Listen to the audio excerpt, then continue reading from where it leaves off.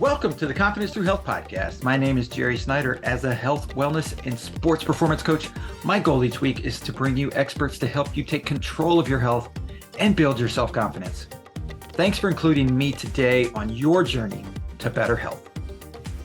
I want to say thank you to Social Media Cowboys for sponsoring this week's episode of the Confidence Through Health podcast.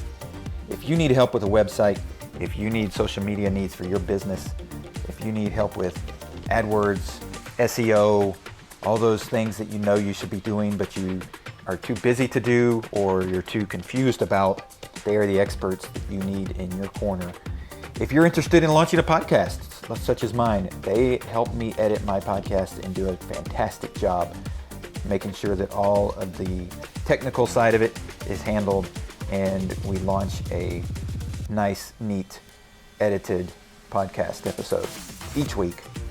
So I want to thank Social Media Cowboys for their continued sponsorship of the Confidence Through Health podcast. You can find them at socialmediacowboys.com, or you can find them as well with other sponsors at confidencethroughhealth.com. Thank you, Dr. Nelson, for being a guest on the Confidence Through Health podcast. Absolutely. Thanks for having me. So as we were talking before, I really appreciate what you're doing in the thought process that you're putting into the way you're helping people. Because, in your book, Inner Alchemy, it immediately struck a nerve for me because one of the books that sort of changed my viewpoint on my life was when I read The Alchemist and understanding that, okay, find your purpose and then things will take off. Exactly. But you're looking at it from the standpoint of give your body the purpose, right? Like your body has a purpose. And if we find the things that work best for it, it'll heal itself and give us the best journey we can get. Is that correct? Yeah, I would absolutely agree with that, because the thing about the body is it's infinitely more intelligent than we are. Yeah. And so when it's, find your purpose, giving your body its purpose, it is one organism that was literally designed and has evolved over time to be able to survive almost anything. And so it has millions of years of evolution behind it. It has the structural intelligence. It has the innate given wisdom, and we are just the vessels inside of it. And we are clawing our way over time to try and figure out how this thing works. Right. But instead of giving the credibility to the thing that deserves the credibility, we keep trying to go in and from wherever our marginal level of understanding is, we keep trying to biohack those systems and try and cut those things short and override them. And I think that's where the true wisdom comes from, is recognizing that all we got to do is step back and actually start listening to what our body is telling us, learn the language of the body, recognize the natural cycles, and then fear starts to dissipate when everything becomes understandable. Right. Well, and that's one of the things that I wanted to ask you is, why is it that we tend to look for those external fixes versus going internal, right? You sort of mentioned that we're looking for those outside things. Like, why is it that we can't, or why is it that it seems like it's not natural to just back up and let it happen? Yeah, and I think that all comes down to conditioning. We are what we've been taught, and throughout our lives from day one, the message we've been given is that our bodies are fragile. They're always ready to betray us, and need somebody who is a savior to be able to interpret those messages, provide us those quick fixes.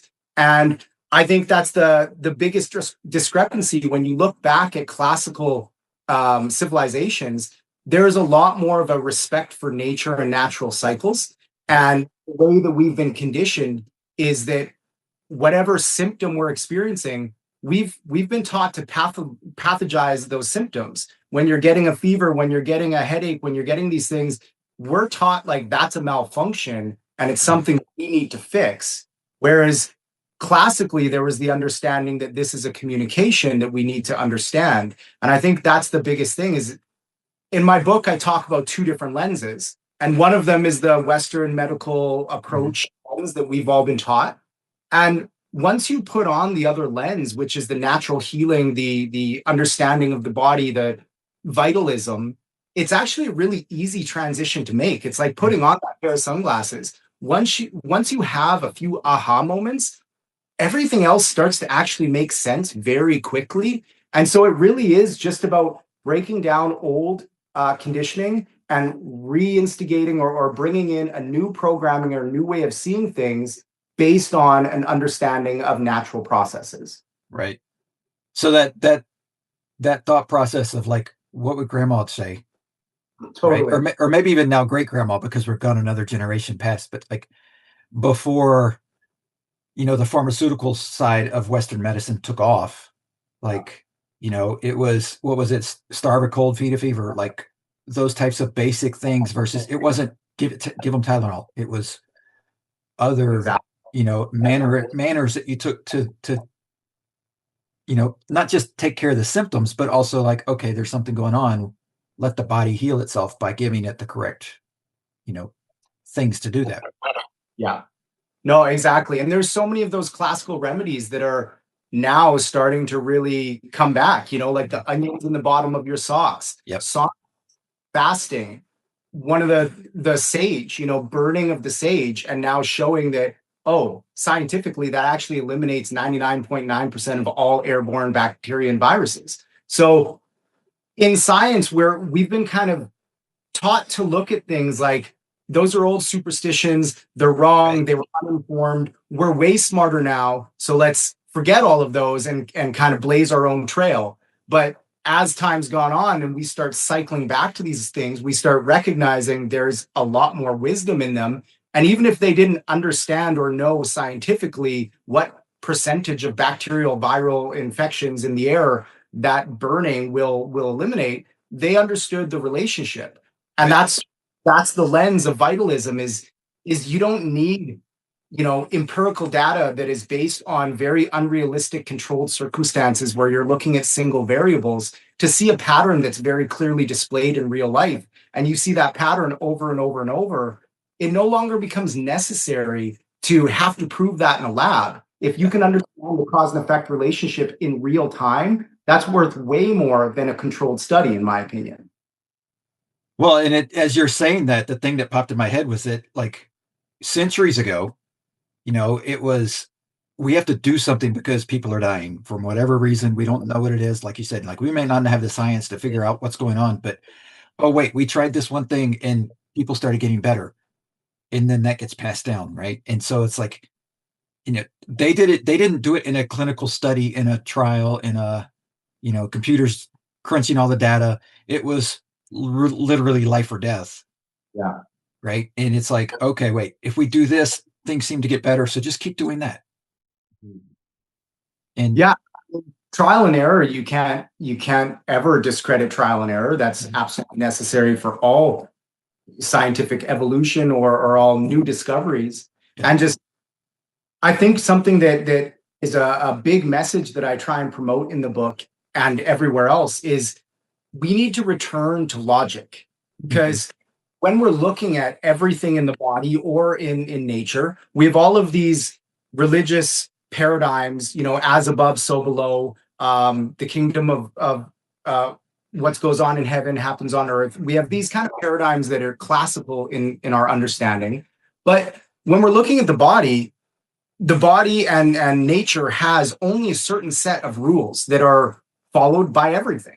And so when we're looking at understanding the body, it's recognizing those cause and effects and then using logic to fill in the gaps of we don't have anything that shows us this yet, but mhm, based on all of our understanding of what this does to another variable we've seen it work on, it should have this effect.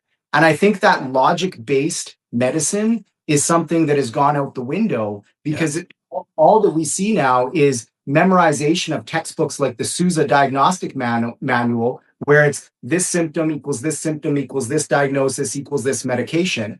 And so it's memorizing an Excel sheet instead of using logic and understanding to get to a better place. right. Well, and when doctors do that, it silos you into a specific, okay, here's where your problem is, instead of looking at the whole body, right? Like, and that's what the ancient in Eastern, medicine is like. look at the whole body and find out where the root is, because your symptoms may or may not, your headache or your fever, it could be coming from anything, Mhm. and if you only look at one specific thing and go, okay, just take your medicine to get rid of your headache, the root cause is still there. Absolutely. And that's being trained into medical approach now. It's built into the system of the hyper specialization. Right. Nephrologist, cardiologist, rheumatologist, all of these subsets have such a tiny amount of the body and the mechanisms of the body that their whole life is spent looking at. But so many of these symptoms actually part of larger complexes or larger problems in the body. And it's talked about in chiropractic philosophy, but in vitalism in general, it's the idea that you can't have a healthy heart and a bum kidney. You can't have a distorted pelvis and a completely straight upper spine. These things are all part of the same whole. And this is where I really find the holographic perception of the world to be very applicable and useful when we're looking at medicine, because the idea in a holograph is that you can take any part of that picture, cut it into as small fragment as you can, and when you look at that through light, the whole picture is actually still present, no matter how far down you cut it. Right. So when you're looking at the body, you can go all the way down to the atomic level, the cellular level, or the large, grandiose, full body level. But if there's dysregulation somewhere in it, it will show itself all throughout the body. And so that's where that global understanding needs to be brought back into our medical approach if we're ever going to actually have a chance of fixing what's going on and getting to a higher level of health, as opposed to just managing symptom after symptom. Right. Because a lot of times those symptoms that actually drive you to the doctor are probably 4 or 5 generations down of the cause. Yeah. It finally just got to something that you go, okay, no, I can't handle this anymore. And they address that piece, like you said. It's the cardiologist addressing the heart, because that's what they've studied and they're doing. And by all means, if you're having a heart attack, you need medical attention, right? That's not what we're saying. But from looking at it from, okay, let's peel the onion back to when you're 25 or 30 and you don't have any issues yet. What are you doing that's compounding, that's going to show up when you're 60, and all of a sudden now I say all of a sudden, but it's now you're having cardiac problems, and it's not just that's the only thing. Yeah, exactly. Yeah. So how do we tap into our body's healing ability? Like how do we, whether we're quote already healthy or dealing with, minor symptoms or even major symptoms, like how do we tap into it? I think the approach that I've taken, and the approach that I think is the most powerful, is we have to do the work of actually learning how the body works. And this is the subtitle of the book is reclaiming your or understanding your body and reclaiming your health. And that's really the path that you need to do. Is that there's a lot of people or a lot of places that will try and really lean into things like just intuition or meditative studies, and these things are great, but in my opinion, they're still just a fraction of the larger whole. And the big shift when we're putting on the new lens is that nobody's going to do the work for us. And that's another thing that we've seen over the last half a decade here, is that when we give away our power, we're often led astray, and we're often led to places that we shouldn't or wouldn't want to be. And this comes from the way that we were conditioned as well to give away our power to those in authority, that though they have greater understanding supposedly than what we could ever achieve. But we're in an era of information unlike any other. And the only thing that's stopping somebody from having a medical degree or having a full neurological understanding of the body sometimes is money. It's the ability to get into an institution that provides that information. But now we have access to an internet and many different tools of free schooling, free information. And I've always seen this in my practice and outside of practice just speaking with individuals, but nobody knows more about a condition than the person going through it or their closest loved one is going. Yeah. So when you go into a doctor's office or anybody in that authority, there's this assumption that they are an absolute, vast, complete encyclopedia of the topic. And that just simply isn't true.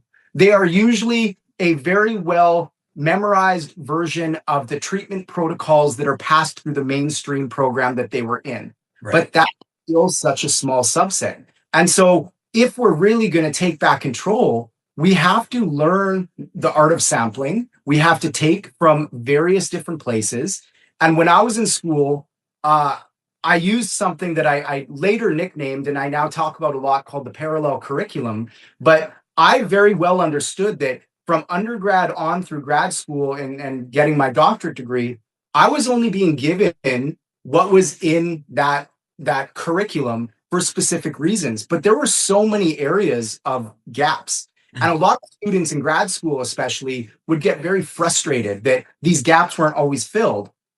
But we had full ability to fill it ourselves. So instead of sitting in the library and just incessantly studying over the textbook only, I was in the library renting books, buying books that were outside but looking into the same topic. Because when you look at a breadth of things that touch on the same idea, you're always going to get a different part of that story. It's the game of telephone.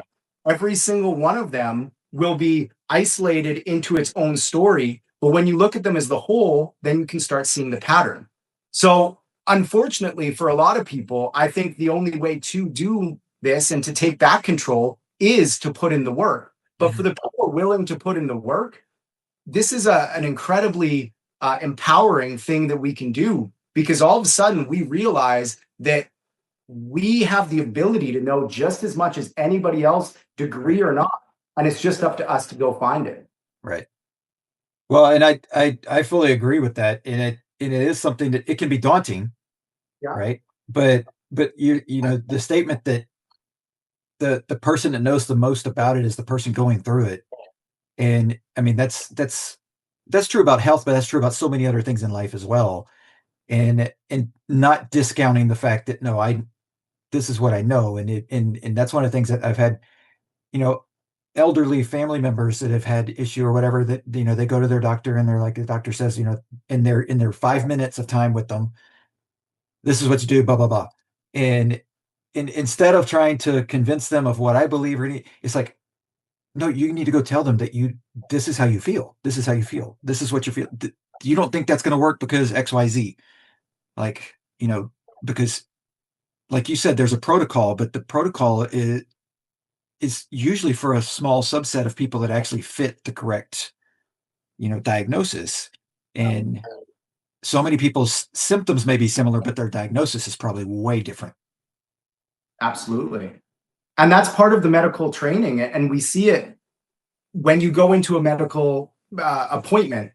There's never a full idea of taking a full history and sitting down and really trying to understand what this person is going through. They're actually trained, and we'll see it. You go at doctor's offices now, and at least where I live, they'll have a sign on the wall that says 1 symptom per appointment. And so if you're walking in and you have a cluster of symptoms and you don't know what they mean, you're looking for somebody to interpret that and put the puzzle together.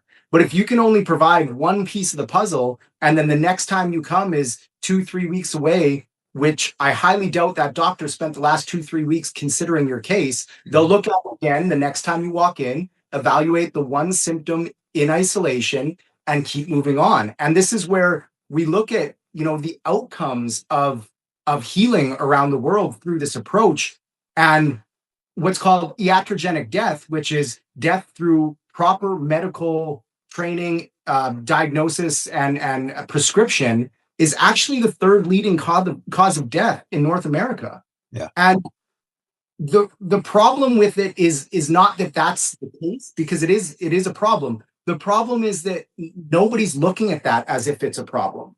Yeah. You know, there's not an idea of, okay, we need to reconstruct this system and we need to build it better because clearly it's not working. Instead, it's a doubling down, digging the heels in, and trying to almost guilt anybody who's trying to question the diagnosis that they got within the 1 minute the doctor heard their one symptom.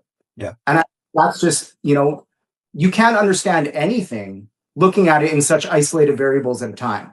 Right.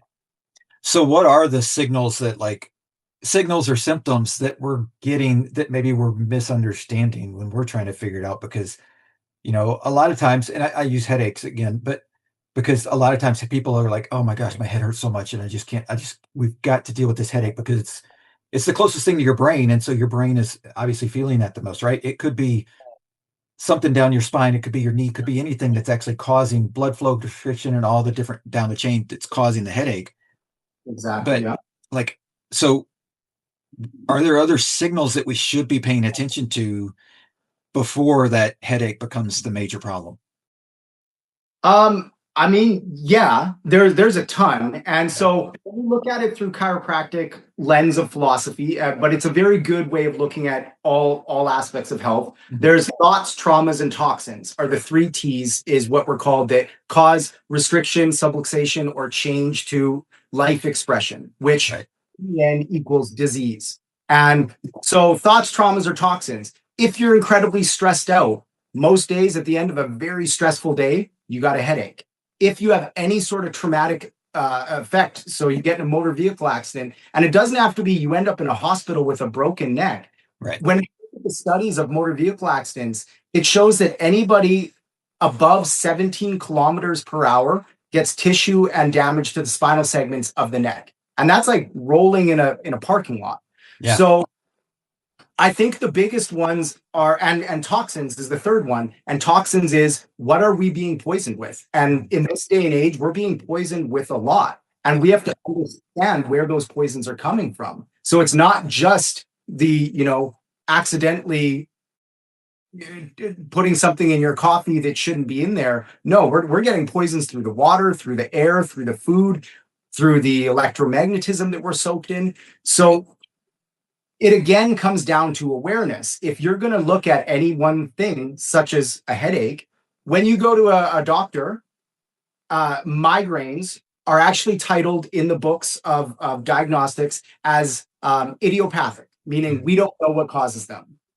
But there has been very few migraines in my entire career that I haven't been able to help in my clinic. Yeah. And that's because you actually look at what's causing them. So like you mentioned, blood flow to the brain, cerebral spinal fluid to and from the brain, toxin exposure, and mechanical integrity around the area. So any one of those things is going to give you a signal early on, whether it's tight muscles or it's some numbness and tingling down your hand. It's the fact that your work has been getting more and more stressful and you're not doing anything to mitigate that. So I think the biggest things with the body is recognizing that there is no symptom that is a malfunction. Whatever it is there, it's telling you something. And trying to interpret what it's telling you comes down to pattern recognition. Everything in life, in medicine, is pattern recognition. So when somebody has a chronic condition, part of the frustration that they'll have is it comes and it goes, is what they'll say. Some days are good, some days are bad. It comes out of nowhere. And you'll often hear I just woke up like this. But simple things like recognizing delayed onset muscle soreness in the body, that can happen 24 to 48 hours after exercise. And sometimes after traumatic events, people actually peak symptom-wise after a motor vehicle accident at 2 to 3 weeks after the accident is when the majority of the symptoms come. So when somebody wakes up like this, it's actually very rare they woke up like that. Your body heals in sleep through REM sleep. So what ends up happening is your body goes through the initial stages of inflammatory response that begins the healing, and you wake up with a new soreness that may have happened the day before, 2 days before, 3 days before. But instead of doing okay, let me sit down and figure this out, most people are like, well, beats me. And then they move on.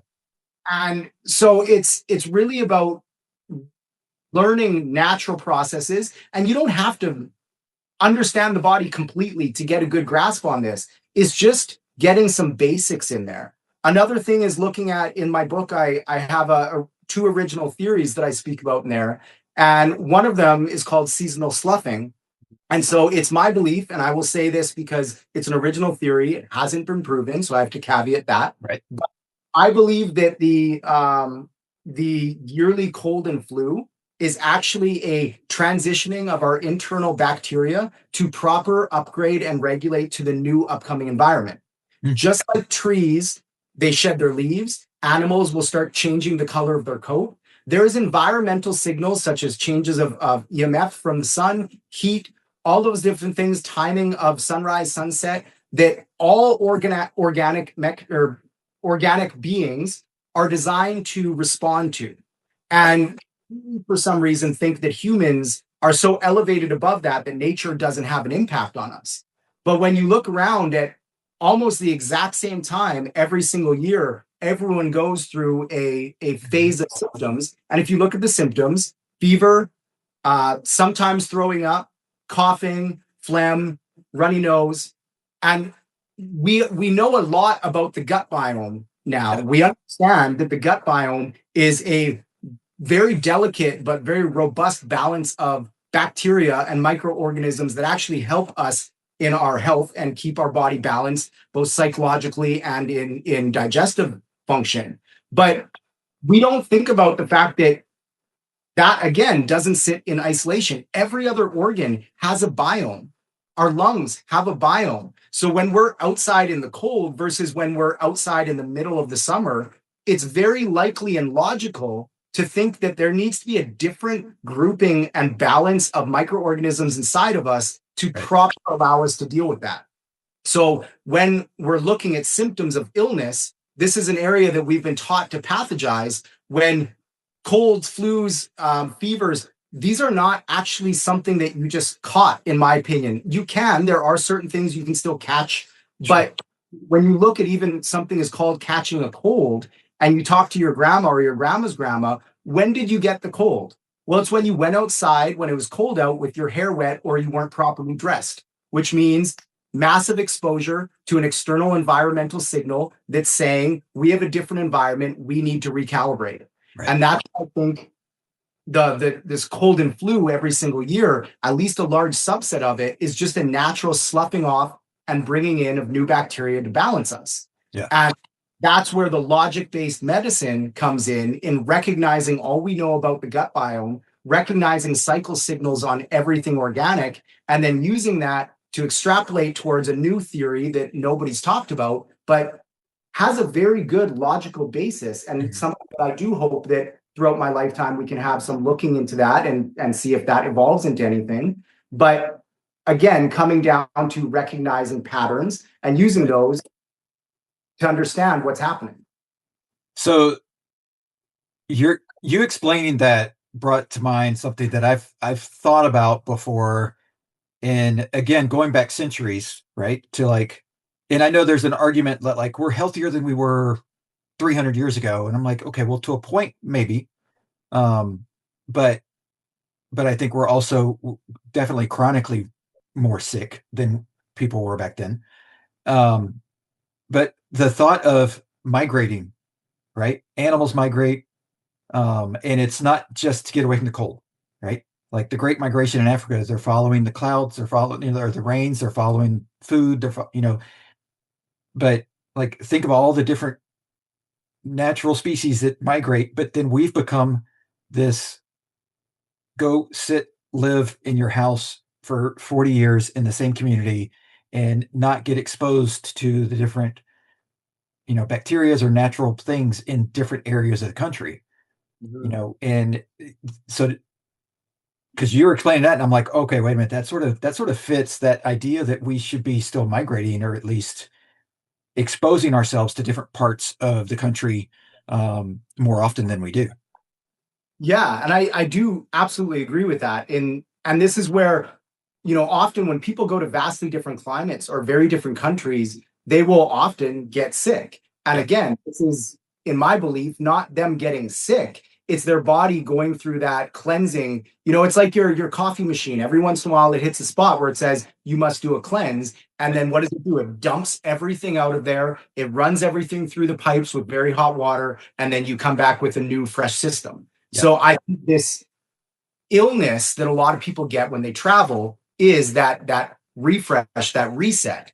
And there's actually some really interesting research on animals increasing your lifespan and dogs specifically.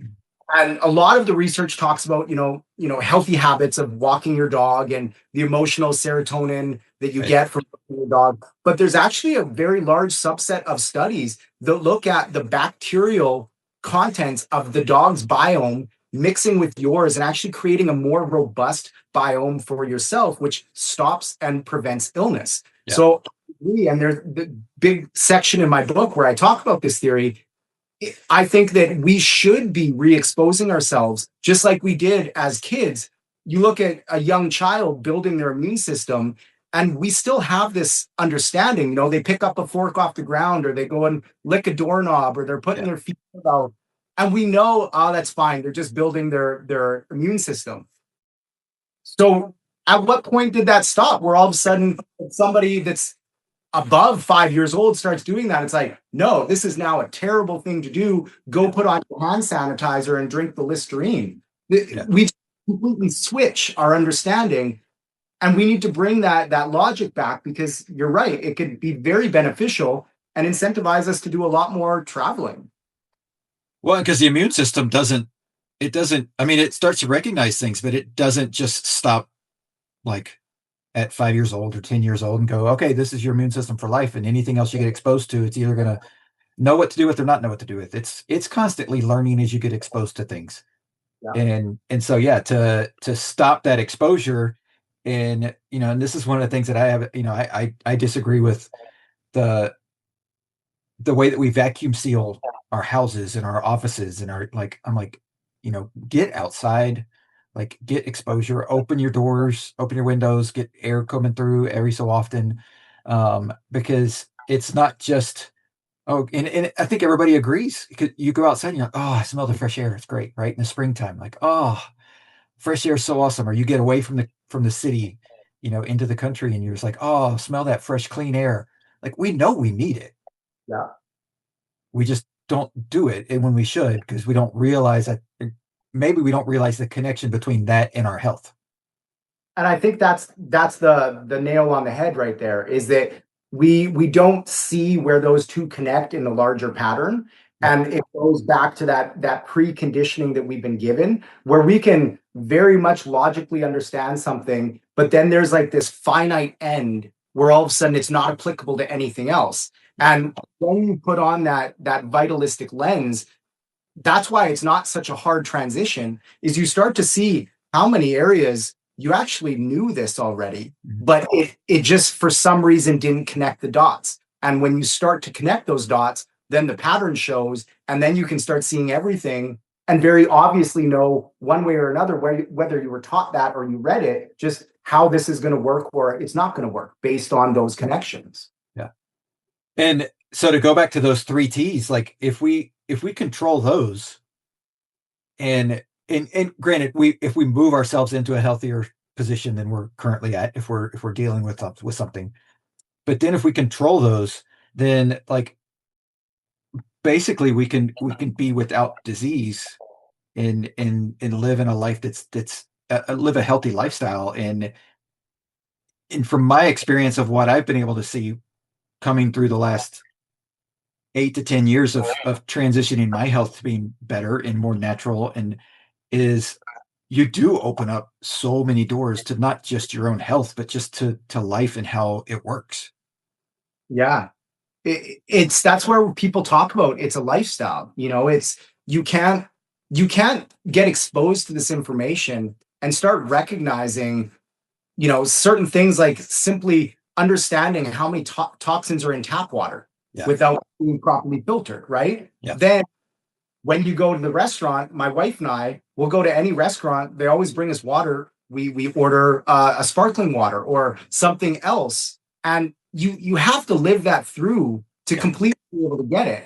And I think that's the other kind of place that we're at, is a lot of people are starting to open up to these ideas in theory, but actually applying them is a little bit more difficult. And it means that you have to change the way you live to be in congruence with these new ideas and these new understandings. So understanding the 3 T's and knowing the areas that you're being exposed to those problems and actually making the moves to eliminate them and live a congruent, healthy, happy life, not missing those things and not feeling like, oh, it's such a drag that we can't do those things.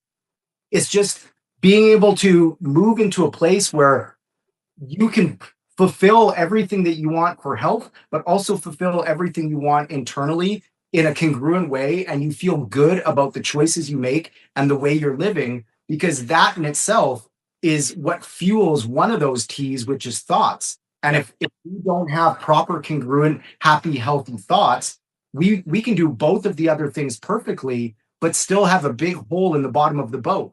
And so that's where congruency really does become a great catalyst for people, because a whole different life starts to open up when you live that way. Yeah. Well, and that's one of the things that you mentioned missing something. That's one of the things that I hear from people a lot. It's like, don't you miss pizza, or don't you miss this, or don't you miss beer, or don't you miss, and I'm like, no, like, and it's hard to explain that, but from the standpoint of if you're still stuck in that mindset, or that, it's not, maybe it's a mindset, but maybe it's just a pattern of life that you're addicted to those things, because they can be, that, like, you don't realize how good it could be on the other side of it. And when you do feel that good, it's not missing the things, because you realize what damage they're doing to you. Yeah. Yeah, absolutely. And there's a saying used in bodybuilding that I kind of want to flip, but the way it's used in bodybuilding is nothing tastes as good as looking good feels. And this is what a lot of people will use when they're on their cuts for their shows. And it's kind of like a mantra in that world. But when you flip it, is nothing tastes as good as feeling good feels. That's where I think is more relevant for the public, because so many people walk around, including myself for a long period of my life, thinking, why do I feel so terrible all the time? And when you start to feel better, the things that made you feel terrible, like you said, you don't start to miss them. You don't miss the abusive relationship that you left and you finally recognize it was a problem. You don't miss those toxic things. When you get past the point of recognizing that they're toxic, you get free enough that your body's not in a response where you're going through withdrawal, because face it, our brain is addicted to whatever we do, whether it's good or bad. So you can become completely addicted neurochemically to terrible things for you, because your body is used to that pattern. So it's existing in a new way for long enough for patterns to break, that then you can start to live with that freedom, not missing those things, because now you're no longer under that control. Right. So, we may have touched on some of these things, but just the overall arching, because I think this is part of what your book is about, but, like, in your mind and what you've talked to and what the people you've helped and seen transform their lives, what does it mean to be human? That's a beautiful question. I think we need to understand ourselves from multi-layers. Mm-hmm. We cannot exist understanding being human as simply just the meat suit that we're wearing and the physical that we are. We need to know that we are a spiritual being as well, an energetic being, and all of those things are part of what it means to be human. And I say in my book that there's a phrase all the time that people use in a degrading way, saying, I'm only human.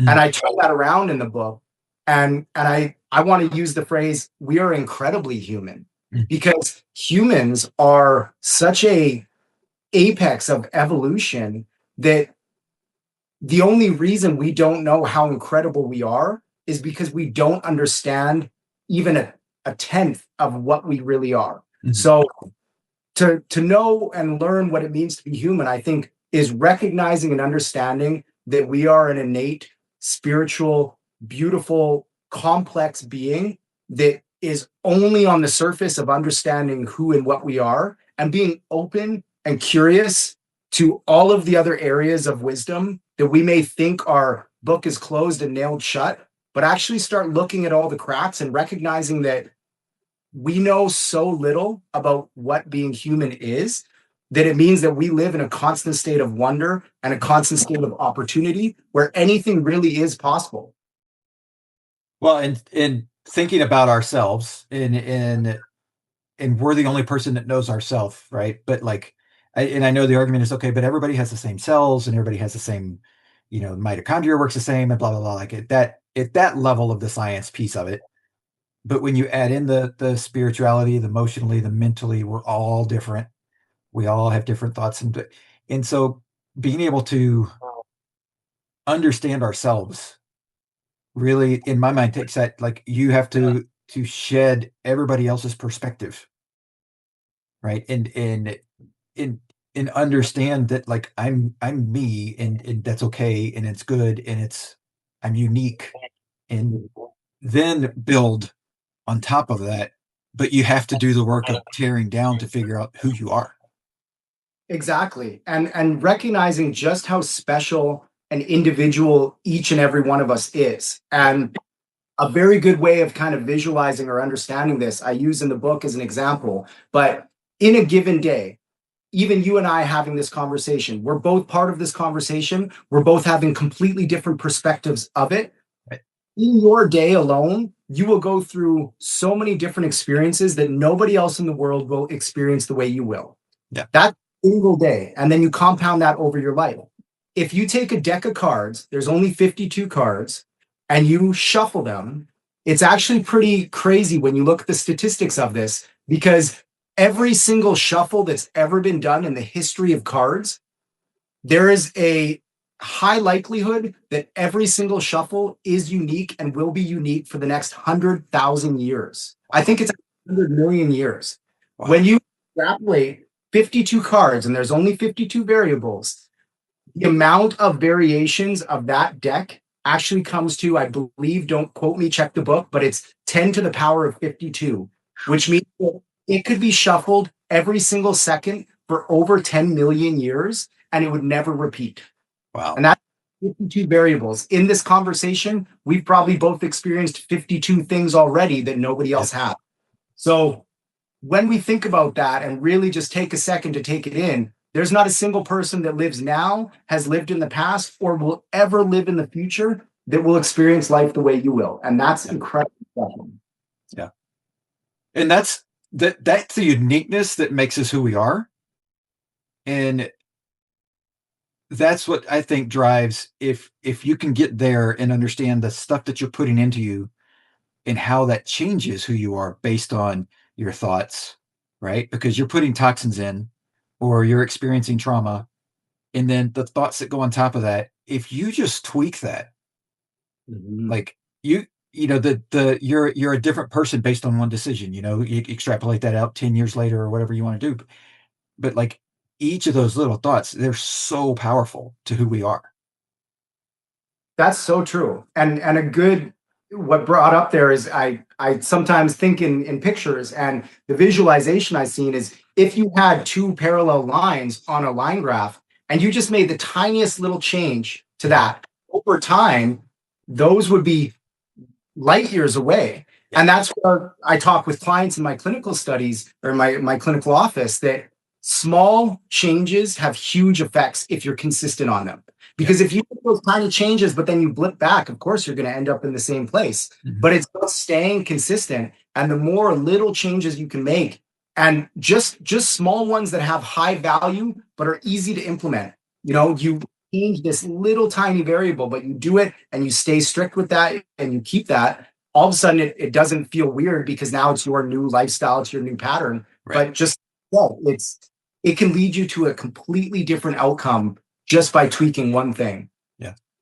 And so with that, one of my questions, which I think we've just answered, that it's well, I'll wait for the answer till I ask the question. But so, is the starting point for health or a healthy lifestyle, however you want to look at it, is the starting point physical, emotional, mental, spiritual, or something else? Oh, that's tough. Because they're all, I think, very important. Yeah. But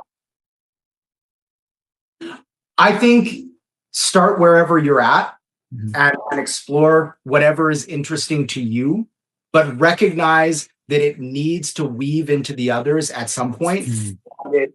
Until you do, you won't have a robust understanding. So if you're studying one of those topics, you can become, PhD level in that topic. Yeah. But if you haven't crossed it over yet, you're still limited. So start where you're at, follow a path that you enjoy. That, when I look at reading a book, I can buy 10 books at once and I probably won't read the other 9 for 5 years, because when I read a book, the end of that book leaves me with a question. And that question leaves me for the search for the next book that I need. And that's just how I've always read. And so if you follow that pathway and you're curious and you're open and not completely closed off to new ideas, but actually willing to consider them, you will be led down a path that I often think has some levels of divine intervention brought in there. And so you will be guided where you need to go. But without a good understanding of the physical and the body as a physical thing in biology, we're obviously going to have a tough time understanding global health. So that's an important one, but that's also a limiting one, because that one is always taught with a mechanistic perspective. So that's knowing the emotional body and the energetic body and the spiritual body. My 2 most powerful that I've had in my search have been really, really going in on the biology and really, really going in on the spiritual, because I think those 2 mirror each other very, very well, and they're super interconnected. But really, anybody that starts the path, it will take a while until you get a robust understanding. But if you're following a path that you are interested in and enjoy and you're curious about, then the journey is part of the fun. And I think that's the key. Well, I love the way you put it too, because I believe the same thing, is that it's, I've got a list of books that is super long from when I started reading books, and it's like, oh, I get a reference to this new one or that one, and I put it on the list because I don't know when I'm going to come to it. But, the next one comes up and it's like, okay, do I force myself to say, I had these 10 books I wanted to read this year, right? And go, okay, well, I got a question about this one, but I forced myself to read this one, versus follow that path that feels like I need to question, I need to go here, I need to figure these things out. And I think that's where, in so many people that I've talked to, both on the podcast, but also just in real life, that, they have something happen and it transforms or changes their whole path, their whole career path, and all of a sudden they start digging into this stuff and they become an expert at it, because they didn't know that they were going to have that passion, or that was going to strike them, until they actually got to that, that fork in the road and went, oh, wait, that's curious. Let me go over there instead of the path that I thought I should go on.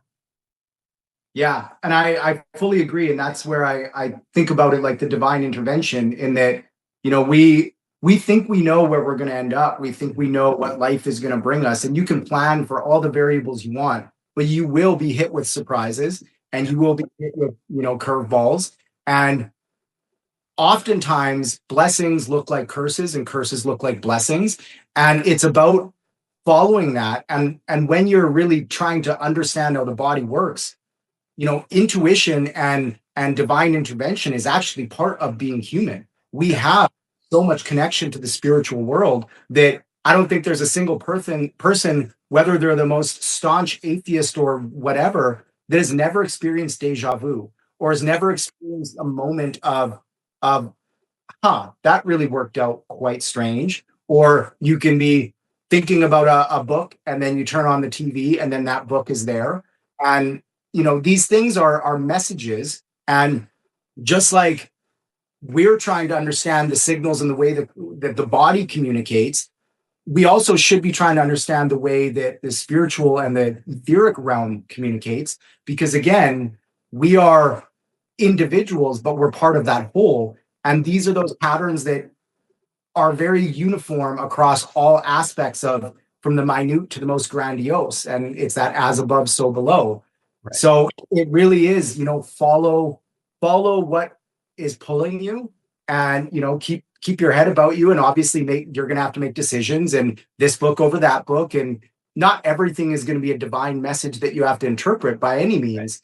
But if you follow your true self in here, you will be drawn down a path that will have some very interesting twists and turns that might seem a little more profound when you look back on them in the future.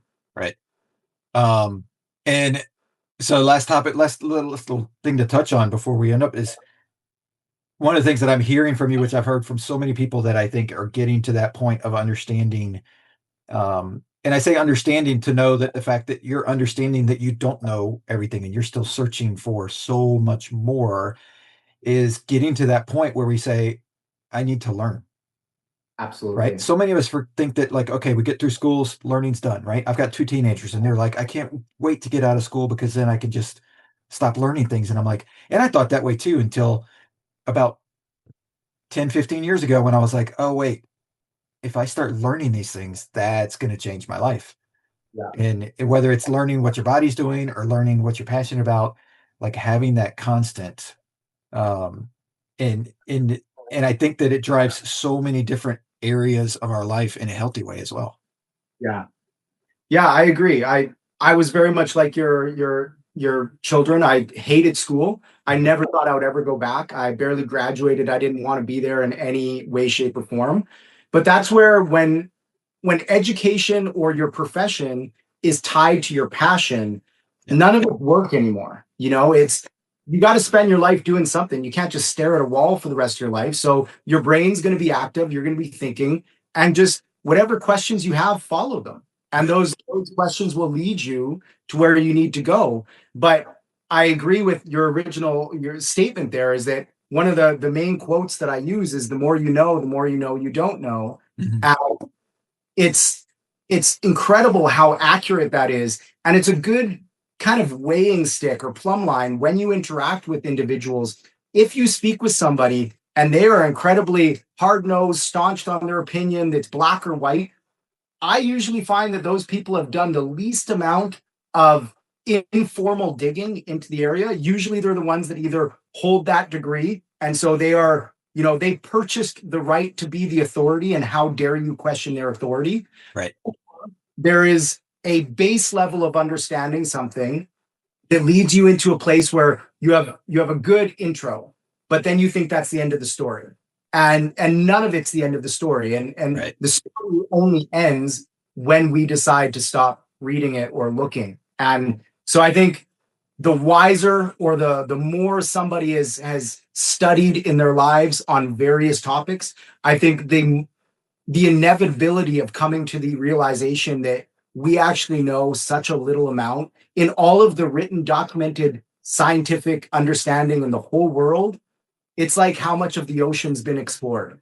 Right. We have a tiny amount of understanding, but it's the people that are in those places of the highest level of formal education that start to be the ones that really want to push the idea that this is a done deal. We've come to the end of it. We know all those to know, because they've paid a lot of money to get to a place where they can be the one that has the final say. Yeah. But I think that's part of the paradigm that's shifting, is we're recognizing that it doesn't matter who you are or what degree you hold or how much you've studied in your life. You can be, the person with the greatest IQ in the world. It doesn't mean that anything you say is unquestionable. It doesn't mean anything you've ever taught is only part of the story. And that's curiosity. I think that's what is worth living. And going back to, I guess, one of your other questions, and maybe that's what it means to be truly human, is to never stop asking questions, never stop being curious, and keep looking for who and what we actually are in this grand cosmos. Right. Well, and that's one of the things that I've seen so many times, that people that you look at as successful in whatever area of life, business or whatever, and a lot of times, if they get interviewed or something, they're like, I don't want to be the smartest person in the room, right? And if they're leading them, like, they don't want to give their opinion, they'd rather ask everybody else's opinion, right? It's like, tell me how this works, tell me how that's what, like, give me the information, I'm going to ask you questions, versus because they realize that they're successful and they've built themselves up to that point. They realize, if I say something as a command or a thought or a fact, quote unquote, then everybody else is going to run with it, and it may or may not be true. Exactly. Yeah. And you're only a culmination of how much information you've ingested, Yeah. right? So that's where, yeah, the more successful you are, the more you realize that you're only going to get better if you take in more information. So yeah, you're asking the questions. You're not the loudest person in the room, and you want people smarter than you in your circle so that, if you're just talking to yourself all day, then you've reached the end of where you're. Right. Yep. So we talked about your book. So how can people get your book, Inner Alchemy? It's available worldwide through different vendors. If you go to drnicholasnelson.com, it will have a link to many of the main vendors, everything from Amazon, Barnes & Noble, Indigo in Canada, Goodreads, places like that. It is in store in Canada at Chapters and Indigo stores, and hoping to be in Barnes & Noble soon. But jump onto the website that has the links to everywhere, and it has blogs and kind of updated information on there as well. Awesome. So that's the best place for people to go to get any information they want, whether the book or just to learn more about what you believe and how you're doing things. Yeah, exactly. That'll connect you to all my socials, and you'll be able to kind of branch out from there based on what you're looking for. Awesome. Well, Dr. Nelson, I want to thank you so much for being a guest. It's been a great conversation. Yeah, thanks for having me. This was great. I appreciate it. Thanks for checking out the Confidence Through Health podcast. Please subscribe, post a review, share this episode with those you love who need a little extra help with their health journey. Visit allinhealthandwellness.com to learn more about the coaching programs that I provide. All episodes are produced by the Social Media Cowboys, your source for all online marketing needs. Go to socialmediacowboys.com for more information.